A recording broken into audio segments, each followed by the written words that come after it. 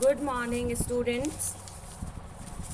Last lecture में हमने natural product paper की यूनिट 2 एल्केलॉइड स्टार्ट की थी, जिसमें हमने introduction, occurrence, nomenclature, classification etcetera discuss किया था। अब उसके आगे आज हम extraction and elucidation of structure of alkaloid discuss करने जा रहे हैं।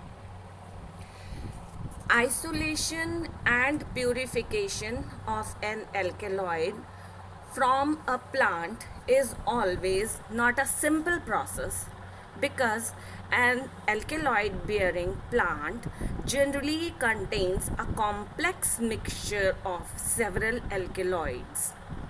In addition, products like glycosides, organic acids, etc., present in plants may complicate this isolation still further. Some general principle underlying the isolation techniques may be: first of all, the presence of an alkaloid in a plant is ascertained by employing various reagents called alkaloidal reagents like Mayer's reagent, Dragendorf reagent, Wagner's reagent and Hager's reagent. Mayer's reagent mercuric potassium iodide solution को कहते हैं, और जब भी एक alkaloid के साथ reaction करता है वाइट प्रेसिपिटेट ऑब्जर्व किया जाता है। Dragendorff reagent potassium bismuth iodide solution होता है। जब ये एल्केलॉइड के साथ ट्रीट किया जाता है तो ऑरेंज कलर का प्रेसिपिटेट फॉर्म होता है।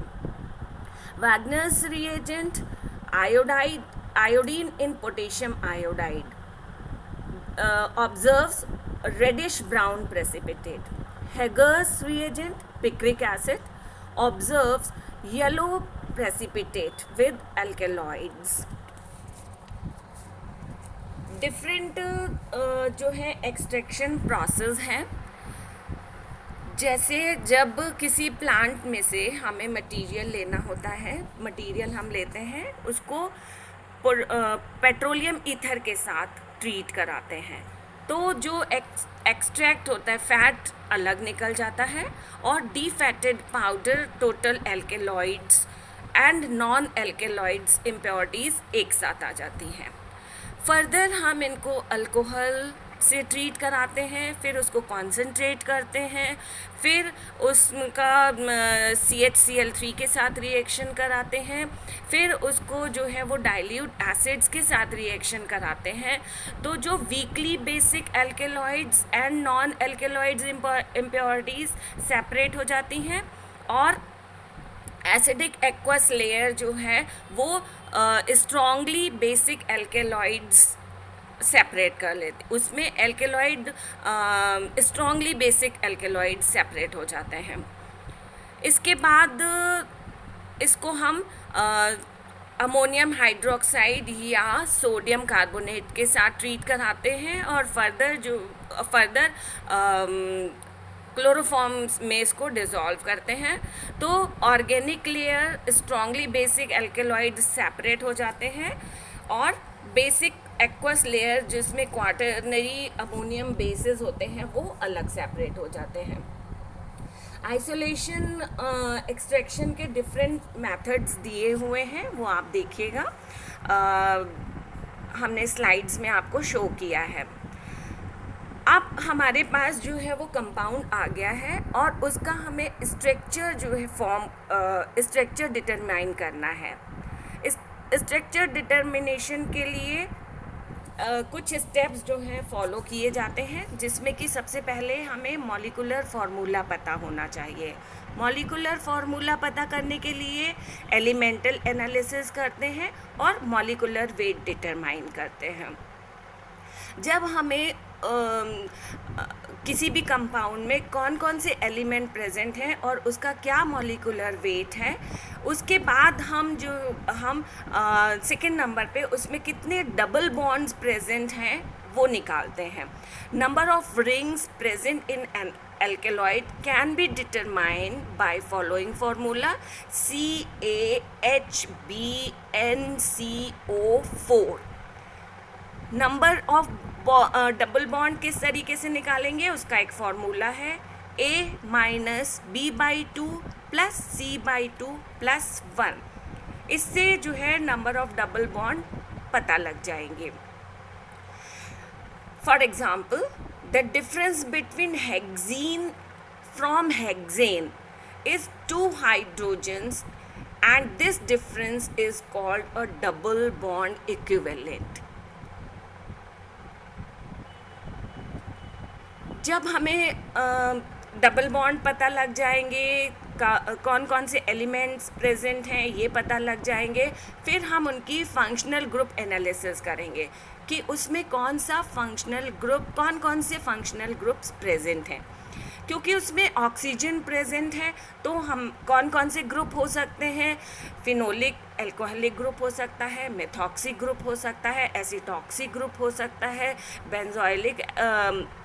बेंजॉक्सी ग्रुप हो सकता है, कार्बोक्सिलिक एसिड ग्रुप हो सकता है, कार्बोक्सिलेट्स हो सकते हैं, कार्बोनिल ग्रुप हो सकता है, या लैक्टोन रिंग्स हो सकती हैं.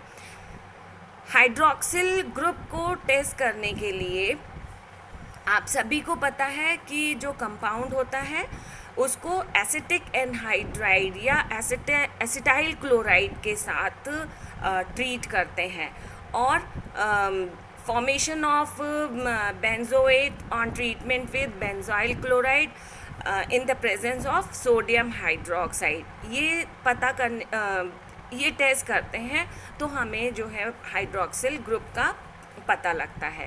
कार्बोक्सिलिक एसिड ग्रुप का पता करने के लिए आप सभी को मालूम है कि सोडियम बाइकार्बोनेट के साथ रिएक्शन करवाते हैं तो उससे जो है उससे कार्बोक्सिलिक एसिड ग्रुप का पता लगता है.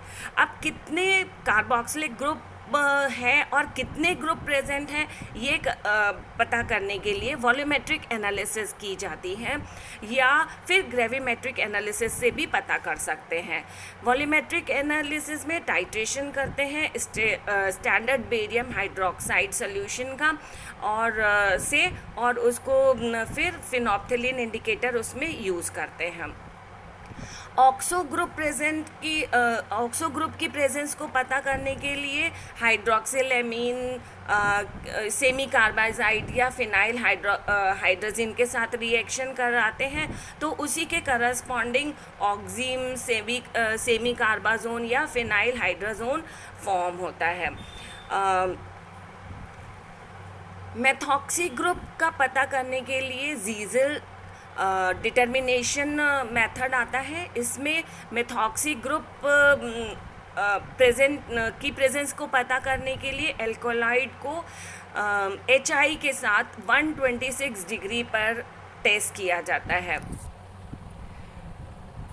Perform methyl iodide, which can treat it further with silver nitrides to perform silver iodide precipitate. From the weight of silver iodide, the number of methoxy groups calculated. Ester amide lactone or lactam group, these groups are detected and estimated observing the product of their alkali or acid hydrolysis. Nature of nitrogen and alkaloids contain nitrogen, but in majority of alkaloid it is present as a part of heterocyclic system. Therefore, it may be either a secondary or tertiary nitrogen. The general reaction of the alkaloid with acetic anhydride, methyl iodide and nitrous acid often show the nature of nitrogen.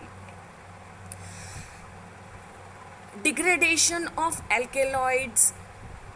The reactions used in degradation of alkaloids are Hofmann exhaustive methylation, amide degradation, reductive degradation and zinc dust distillation, alkali fusion, oxidation, dehydration.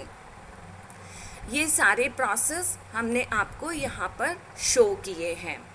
सारे reactions को अच्छे तरीके से आप पढ़िए और ये observe करिए कि किस तरह से ये रिएक्शन जो है वो किसी भी एल्केलॉइड के स्ट्रक्चर को बताने के लिए यूज़फुल होते हैं। डिग्रेडेशंस के बाद ऑक्सीडेशन। आपको मालूम है कि ऑक्सीडेशन जो है वो माइल्ड ऑक्सीडेंट्स के साथ भी किया जा सकता है, हाइड्रोजन परऑक्साइड, आयोडीन इन एथेनॉलिक सोल्यूशन, ये सब यूज़ किए जाते हैं। और मॉडरेट ऑक्सीडेशन करने के लिए acids and alkaline potassium permanganate या क्रोमियम ट्राईऑक्साइड इन एसिटिक एसिड, ये जनरली यूज़ किए जाते हैं। Dehydrogenation, when an alkaloid is distilled with a catalyst such as sulfur, selenium, palladium, dehydrogenation takes place to form relatively simple and easy recognizable products which provide a clue to the gross skeleton of alkaloid. Different reactions perform करने के बाद हमें alkaloids का structure पता कर लिया जाता है। इसके बाद अब नेक्स्ट क्लास में हम लोग जो हमारे सिलेबस का पार्ट हैं, 3-4 एल्केलॉइड्स हैं, उनको डिस्कस करेंगे। आज आप इनको ढंग से पढ़िए और अगर आपको कोई भी चीज़ ना समझ में आए तो आप मुझसे किसी भी समय उसको अपनी जो डिफ़िकल्टीज़ हैं उनको दूर कर सकते हैं। थैंक यू बेटा।